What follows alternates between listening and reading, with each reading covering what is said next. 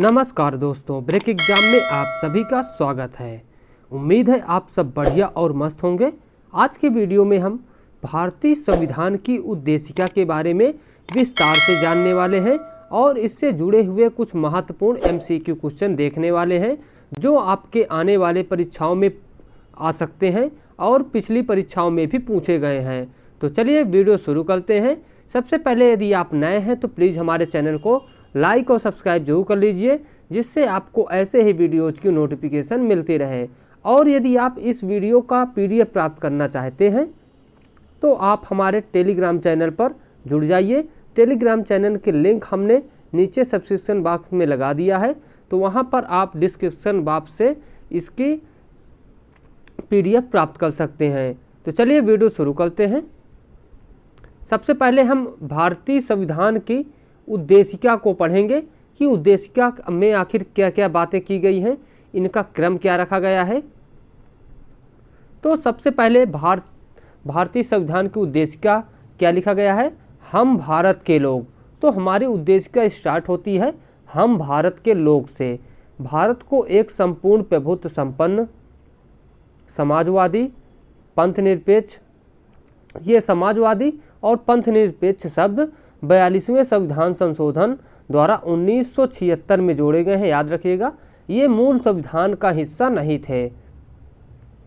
उसके बाद देख लेते हैं, लोकतंत्रात्मक गणराज्य बनाने के लिए तथा इसके समस्त नागरिकों को सामाजिक, आर्थिक और राजनीतिक न्याय, तो कुल मिलाकर 3 प्रकार के न्याय, सामाजिक, आर्थिक और राजनीतिक न्याय, विचार, अभिव्यक्ति, विश्वास, धर्म और उपासना की स्वतंत्रता, 5 प्रकार की स्वतंत्रताएं, कितनी बात की गई है, 5 प्रकार की स्वतंत्रताओं की। उसके बाद प्रतिष्ठा और अवसर की समता, तो 2 प्रकार के समताओं के बारे में बात की गई है, प्रतिष्ठा और अवसर प्राप्त कराने के लिए तथा उन सब में व्यक्ति की गरिमा और राष्ट्र की एकता तथा अखंडता सुनिश्चित करने वाली बंधुता बढ़ाने के लिए। ये अखंडता शब्द 42वें संविधान संशोधन द्वारा 1976 में जोड़ा गया है। ये भी मूल संविधान में नहीं था, ये भी याद रखिएगा। आगे देख लेते हैं, बंधुता बढ़ाने के लिए दृढ़ संकल्पित होकर अपनी इस संविधान सभा में आज दिनांक 26 नवंबर 1949 को इत्यादि द्वारा इस संविधान को अंगीकृत, अधिनियमित और आत्मार्पित करते हैं। तो 26 नवंबर 1949 को हमने अपने संविधान को स्वीकार किया था। तो याद रखिएगा, यह डेट भी कई बार आपके परीक्षाओं में पूछी गई है। आइए कुछ और इम्पोर्टेंट फैक्ट देख लेते हैं। प्रस्तावना संविधान के परिचय अथवा भूमिका को कहते हैं। भारतीय संविधान की प्रस्तावना पंडित जवाहरलाल नेहरू द्वारा पेश किए गए उद्देश्य प्रस्ताव पर आधारित है। तो पंडित जवाहरलाल नेहरू ने इसको 13 दिसंबर को पेश किया था संविधान सभा में, 13 दिसंबर 1946 को, याद रखिएगा। आगे देख लेते हैं, 42वें संविधान संशोधन अधिनियम 1976 द्वारा इसमें समाजवादी, पंथ निरपेक्ष और अखंडता जैसे शब्दों को जोड़ा गया। तो ये 3 शब्दों को कब शामिल किया गया संविधान में, तो 42वें संविधान संशोधन अधिनियम 1976 द्वारा। आइए प्रस्तावना में उल्लेखित मुख्य शब्दों के अर्थ देख लेते हैं कि आखिर जो शब्द यहाँ पर उल्लेखित हैं उनका अर्थ क्या है, उनको क्यों संविधान में शामिल किया गया है। उनको शामिल करने के पीछे जो संविधान निर्माताओं का उद्देश्य था उसको हम जान लेते हैं, क्योंकि यहाँ से भी आपके प्रश्न बनते हैं। खासकर सिविल एग्जामों में यहाँ से थ्योरेटिकल क्वेश्चन बनाए जाते हैं। तो देख लेते हैं, हम भारत के लोग शामिल करने का आखिर अर्थ क्या है, क्यों इन्होंने हम भारत के लोग शामिल किए हैं। तो इसका तात्पर्य है कि भारत एक प्रजातांत्रिक देश है तथा भारत के लोग ही सर्वोच्च संप्रभु हैं तथा भारतीय जनता को जो अधिकार मिले हैं वही संविधान का आधार हैं। अर्थात दूसरे शब्दों में भारतीय संविधान भारतीय जनता को समर्पित है। तो भारत के लोग ही सर्वोच्च संप्रभु हैं, यह इसका अर्थ है कि हम भारत के लोग ही हमारे संविधान या देश में सर्वोच्च संस्था हैं, सबसे ऊपर रखे गए हैं। उसके बाद देख लेते हैं संप्रभुता का अर्थ क्या है। तो संप्रभुता का अर्थ है, इस शब्द का आशय है कि भारत ना तो किसी अन्य देश पर निर्भर है और ना ही किसी अन्य देश का डोमिनियन है। इसके ऊपर और कोई शक्ति नहीं है और यह अपने आंतरिक और बाहरी मामलों का निस्तारण करने के लिए स्वतंत्र है।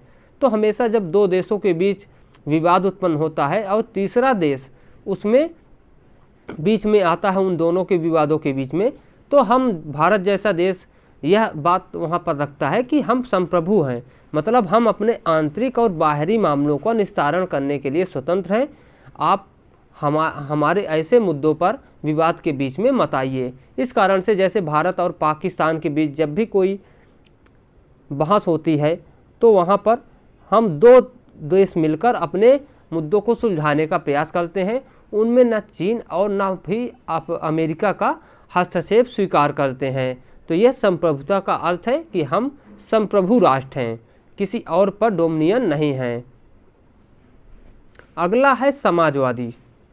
समाजवादी शब्द का आशय ऐसी संरचना जिसमें उत्पादन के मुख्य साधनों पूंजी, जमीन, संपत्ति आदि पर सार्वजनिक स्वामित्व या नियंत्रण के साथ वितरण में समतुल्य सामंजस्य हो।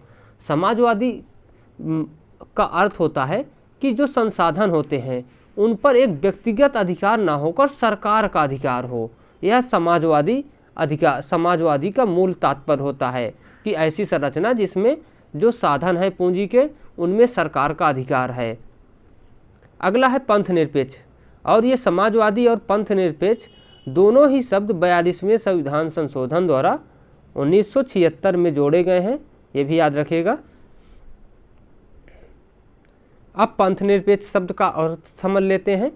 पंथ निरपेक्ष शब्द का स्पष्ट रूप से संविधान में उल्लेख नहीं किया गया था, तथापि इसमें कोई संदेह नहीं है कि संविधान के निर्माता ऐसे ही राज्य की स्थापना करना चाहते थे। इसीलिए संविधान के अनुच्छेद 25 से 28 में धार्मिक स्वतंत्रता का अधिकार जोड़े गए। भारतीय संविधान में पंथ निरपेक्षता की सभी अवधारणाएं विद्यमान हैं, अर्थात हमारे देश में सभी धर्म समान हैं और उन्हें सरकार का समान समर्थन प्राप्त है। तो यह पंथ निरपेक्षता का अर्थ है कि सरकार सभी धर्मों को समान आदर करती है। अब आगे देख लेते हैं पंथ निरपेक्ष के बाद लोकतांत्रिक। लोकतांत्रिक का क्या अर्थ है? तो संविधान की प्रस्तावना में लोकतांत्रिक शब्द का इस्तेमाल वृहद रूप से किया गया है, जिसमें न केवल राजनीतिक लोकतांत्रिक बल्कि सामाजिक व आर्थिक लोकतंत्र को भी शामिल किया गया है। उसके बाद गणतंत्र के बारे में देख लेते हैं, रिपब्लिक। तो प्रस्तावना में गणराज्य शब्द का उपयोग इस विषय पर प्रकाश डालता है कि दो प्रकार की लोकतांत्रिक व्यवस्थाओं, वंशानुगत लोकतंत्र तथा लोकतंत्रीय गणतंत्र में से भारतीय संविधान के अंतर्गत लोकतंत्रीय गणतंत्र को अपनाया गया है। तो प्रस्तावना में गणराज्य शब्द का उपयोग इस विषय पर प्रकाश डालता है कि दो प्रकार की लोकतांत्रिक व्यवस्थाओं, वंशानुगत लोकतंत्र तथा लोकतंत्रीय गणतंत्र में से भारतीय संविधान के अंतर्गत लोकतंत्रीय गणतंत्र को अपनाया गया है। तो इस प्रकार से गणतंत्र का यह मुख्य अर्थ है। उसके बाद देख लेते हैं स्वतंत्रता। यहाँ स्वतंत्रता का तात्पर्य नागरिक स्वतंत्रता से है। स्वतंत्रता के अधिकार का इस्तेमाल भारतीय संविधान में लिखी सीमाओं के भीतर ही किया जा सकता है। यह व्यक्ति के विकास के लिए अवसर प्रदान करती है। अगला है न्याय। तो न्याय, तीन प्रकार के न्यायों को भारतीय संविधान की उद्देशिका में शामिल किया गया है, सामाजिक, आर्थिक और राजनीतिक। न्याय का भारतीय संविधान की प्रस्तावना में उल्लेख है, जिसे तीन भिन्न रूप में देखा जा सकता है कि उसे सामाजिक न्याय मिलना चाहिए, राजनीतिक न्याय मिलना चाहिए और आर्थिक न्याय भी उसे मिलना चाहिए। अगला है समता। संविधान की प्रस्तावना में समता दो प्रकार की है, प्रतिष्ठा और अवसर की समता। यहाँ पर देखते हैं, भारतीय संविधान की प्रस्तावना में हर नागरिक को स्थिति और अवसर की समता प्रदान करती है, जिसका अभिप्राय है समाज के किसी भी वर्ग के लिए विशेषाधिकार की अनुपस्थिति और बिना किसी भेदभाव के हर व्यक्ति को समान अवसर प्रदान करने की उपबंध। तो यह समता करती है कि सभी के लिए समान अवसर भारतीय संविधान के अनुसार प्रोवाइड किए गए हैं। उसके बाद बंधुत्व है, इसका शाब्दिक अर्थ है भाईचारे की भावना। भाईचारे की भावना, इसको मूल कर्तव्यों में भी जोड़ा गया है कि आपस में हम बंधुत्व और भाईचारे की भावना को बढ़ाएं, तो ये मूल कर्तव्यों में भी जोड़ा गया है। उसके बाद देख लेते हैं कुछ महत्वपूर्ण MCQ क्वेश्चन जो उद्देशिका से आपके परीक्षाओं में पूछे गए हैं। तो पहला प्रश्न देख लेते हैं, भारतीय संविधान की उद्देशिका में कितने प्रकार की स्वतंत्रता का उल्लेख हुआ है? इसके ऑप्शन है 6, 4, 3, 5। तो इसका सही जवाब है ऑप्शन डी, 5 प्रकार की स्वतंत्रताओं का उल्लेख हुआ है। विचार, आइए इसकी व्याख्या देख लेते हैं। तो 5 प्रकार की स्वतंत्रता, विचार, अभिव्यक्ति, विश्वास, धर्म और उपासना, ये 5 प्रकार की स्वतंत्रता का उल्लेख भारतीय संविधान में की उद्देशिका में किया गया है। उसके बाद आइए बढ़ते हैं अगले प्रश्न की ओर। भारतीय संविधान की उद्देशिका में कितने प्रकार के न्याय की बात कही गई है? तो इसके ऑप्शन हैं 1, 9, 3, 2। तो इसका सही जवाब है ऑप्शन सी, 3। तो भारतीय संविधान की उद्देशिका में 3 प्रकार के न्यायों की बात कही गई है। तो 3 प्रकार के न्याय देख लेते हैं, सामाजिक, आर्थिक और राजनीतिक। यह 3 प्रकार के न्याय हैं जिनको कि भारतीय संविधान की उद्देशिका में बताया गया है। आइए बढ़ते हैं अगले प्रश्न की ओर।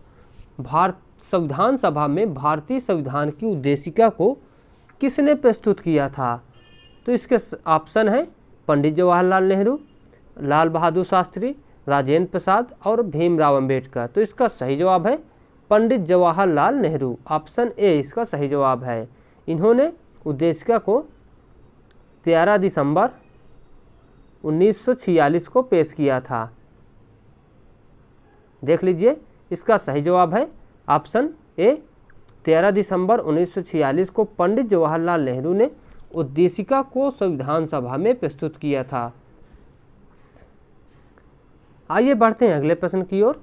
भारतीय संविधान की उद्देशिका में कितने प्रकार की समता की बात कही गई है? तो 2 प्रकार की समता, याद रखिएगा, प्रतिष्ठा और अवसर। ये प्रतिष्ठा और अवसर मतलब विशेषाधिकारों का अभाव, किसी भी विशेष व्यक्ति को यहाँ पर कोई भी विशेष अधिकार नहीं दिए गए हैं, सबको समान अधिकार दिए गए हैं, इसलिए अवसर की समता यहाँ प्रदान की गई है। आइए बढ़ते हैं अगले प्रश्न की ओर। भारतीय संविधान के उद्देश्य को निम्नलिखित में से किसमें शामिल किया गया था? तो इसका सही जवाब है प्रस्तावना में, ऑप्शन ए इसका सही जवाब है कि भारतीय संविधान के उद्देश्य को प्रस्तावना में शामिल किया गया था। देख लीजिए, भारतीय संविधान के उद्देश्य को संविधान की प्रस्तावना में शामिल किया गया था। अगला प्रश्न है, भारतीय संविधान की उद्देशिका में कब समाजवादी शब्द जोड़ा गया? तो ऑप्शन ए 1976 में भारतीय संविधान की उद्देशिका में समाजवादी शब्द जोड़ा गया। उसके बाद देख लेते हैं 42वें संविधान संशोधन अधिनियम 1976 के द्वारा समाजवादी, पंथनिरपेक्ष और अखंडता शब्दों को जोड़ा गया था। उसके बाद भारतीय संविधान की उद्देशिका को अब तक कितनी बार संशोधित किया जा चुका है? तो उद्देशिका को कितनी बार संशोधित किया जा चुका है? मात्र 1 बार, ऑप्शन बी इसका सही जवाब है, सिर्फ 1 बार 1976 में उद्देशिका में समाजवादी, पंथनिरपेक्ष और अखंडता शब्द जोड़े गए थे। इसको सपा से याद रखना, समाजवादी, पंथनिरपेक्ष और अखंडता शब्द संविधान की उद्देशिका में 1 बार जोड़े गए हैं 1976 में। अगला है, मूल संविधान की उद्देशिका में निम्न में से कौन से शब्द वर्णित थे? समाजवादी, पंथनिरपेक्ष, अखंडता। तो इसका सही जवाब है, ये तीनों गलत हैं, ऑप्शन डी। याद रखिएगा, कोई नहीं, क्योंकि यह 1976 में जोड़े गए थे। तो 1976 में जब जोड़े गए हैं तो मूल संविधान में तो फिर जोड़े ही नहीं गए हैं। तो याद रखिएगा ऑप्शन डी, कोई नहीं। आइए बढ़ते हैं अगले प्रश्न की ओर। संविधान सभा द्वारा कब भारतीय संविधान को अपनाया गया था? तो इसका सही जवाब क्या है? 26 नवंबर 1949, ऑप्शन ए इसका सही जवाब है। 26 नवंबर 1949 को संविधान सभा को अपनाया गया था और अंगीकृत किया गया था। तो दोस्तों आज की वीडियो में बस इतना ही। वीडियो आपको कैसा लगा कमेंट में ज़रूर बताइएगा। यदि आपको वीडियो पसंद आया हो तो प्लीज़ हमारे चैनल को लाइक और सब्सक्राइब जरूर कर लीजिएगा, क्योंकि हम आपके लिए इतना मेहनत करते हैं, इसको PDF बनाते हैं, पूरा टाइप करते हैं, उसके बाद महत्वपूर्ण क्वेश्चन इनसे जो बन सकते हैं आपके एग्ज़ाम में वो बनाते हैं। तो आप इस मेहनत को ज़रूर हमें बताइएगा कि आपको कैसा लगा वीडियो, और प्लीज़ चैनल को सब्सक्राइब जरूर कर लीजिएगा। Thank you, bye.